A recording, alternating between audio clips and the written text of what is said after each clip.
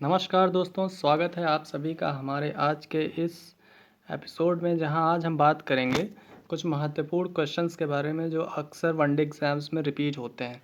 तो चलिए शुरू करते हैं। पहला क्वेश्चन है कि छठी शताब्दी ईसा पूर्व में भारत में कितने महाजनपद विद्यमान थे। तो छठी शताब्दी ईसा पूर्व में भारत में 16 महाजनपद थे। नेक्स्ट क्वेश्चन की बात करते हैं। तो किस राजा को पराजित करके चंद्रगुप्त मौर्य ने मगध के राज सिंहासन पर कब्जा किया। तो चंद्रगुप्त मौर्य ने, अगर राजा की बात की जाए तो घनानंद, जो कि नंद वंश के अंतिम शासक थे, उनको हराकर सिंहासन पर कब्जा किया था। नेक्स्ट क्वेश्चन, चंद्रगुप्त मौर्य ने किस यूनानी शासक को पराजित किया था। अब यहाँ पे यूनानी शासक आया है, तो यूनानी शासक में बात करेंगे तो सेल्यूकस निकेटर को इन्होंने हराया था। सेल्यूकस निकेटर कौन था। तो सेल्यूकस निकेटर सिकंदर का प्रधान सेनापति था। ये थल सेना का सेनापति था, क्योंकि सिकंदर में थल सेना और जल सेना दो प्रधान सेनापति हुआ करते थे। नेक्स्ट क्वेश्चन की बात करते हैं हम लोग। तो सुल्तानपुर पक्षी विहार किस राज्य में स्थित है। तो सुल्तानपुर पक्षी विहार हरियाणा में स्थित है। कहाँ पर है। हरियाणा में। और सुल्तानपुर नाम की एक जगह उत्तर प्रदेश में भी है, इसलिए आप कंफ्यूज मत होइएगा। गारो खासी जयंतिया की पहाड़ियाँ किस राज्य में है। तो गारो खासी जयंतिया की पहाड़ियाँ मेघालय में है। कहाँ पे है। मेघालय में। इनका नाम गारो खासी जयंतिया कैसे पड़ा। तो मेघालय में गारो खासी जयंतिया नाम की 3 जनजातियाँ रहती हैं और उसी के नाम पर पहाड़ी का नाम रखा गया है। भारत में केसर का सबसे बड़ा उत्पादक राज्य कौन सा है। तो भारत में केसर का सबसे बड़ा उत्पादक राज्य की बात करें तो जम्मू कश्मीर है। लेकिन अगर हम काली मिर्च की बात करें तो काली मिर्च के नाम पे केरल है। कौन है। केरल। नेक्स्ट, भारत का कौन सा शहर गुलाबी नगरी के नाम से जाना जाता है। तो भारत का गुलाबी नगरी के नाम से जाना जाने वाला शहर जयपुर है। Jaipur, pink city. शाहनामा किसकी रचना थी। तो शाहनामा फिरदौसी की रचना थी। किसकी थी। फिरदौसी की। आप लोग कमेंट करके बताइए कि मुद्रा राक्षक किसकी रचना है। नेक्स्ट क्वेश्चन की बात करें हम लोग।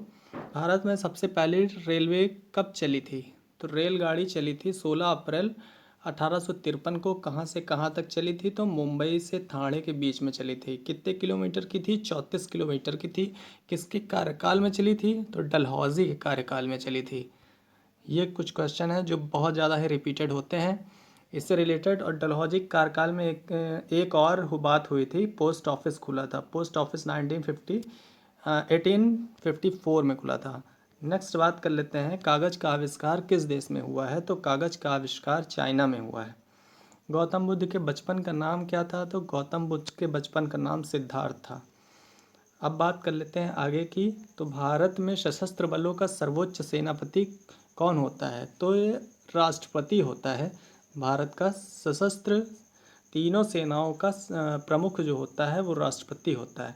अब आप लोग कमेंट करके ये बताइए कि भारत में कितने अर्धसैनिक बल हैं। ठीक है, अर्धसैनिक बल भारत में कितने हैं। अगले क्वेश्चन पे चलते हैं कि रतौंधी किस विटामिन की कमी से होता है। तो रतौंधी विटामिन ए की कमी से होता है। आगे क्वेश्चन, पोंगल किस राज्य का त्यौहार है। तो पोंगल तमिलनाडु का त्यौहार है। गिद्धा और भांगड़ा किस राज्य के लोक नृत्य हैं। गिद्धा और भांगड़ा पंजाब के हैं, लोक नृत्य हैं। ठीक है, ओके। नेक्स्ट है, टेलीविज़न का आविष्कार किसने किया। तो ये किया था जॉन लॉगी बेयर्ड ने।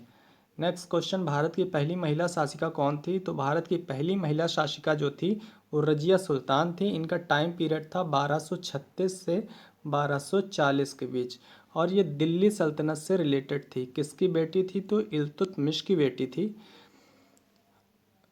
ठीक है, नेक्स्ट क्वेश्चन करते हैं हम लोग। तो मछली किसकी सहायता से सांस लेती है। तो मछली गलफड़ों की सहायता से सांस लेती है, जिसको इंग्लिश में गिल्स कहते हैं। रेस्पिराइड गिल्स, रेस्पिरेशन मछली गिल्स की सहायता से करती है। नेक्स्ट, इनकलाब जिंदाबाद का नारा किसने दिया। तो भगत सिंह ने दिया था। करो या मरो का नारा किसने दिया। आप लोग कमेंट करके बताइए। जलियांवाला बाग हत्याकांड कब और कहाँ हुआ। तो जलियांवाला बाग हत्याकांड 13 अप्रैल 1919 को अमृतसर में हुआ था। किसके विरोध में। तो जो रॉल्ट एक्ट था, रॉलेट एक्ट जो आया था, उसके विरोध में ये जलियांवाला बाग हत्याकांड हुआ था। रॉल्ट एक्ट को क्या कहते हैं। काला कानून के नाम से ये जाना जाता है। अगर आपको ये क्वेश्चंस अच्छे लगे हों तो प्लीज़ हमारे वीडियो को लाइक करें और चैनल को सब्सक्राइब जरूर करें। धन्यवाद।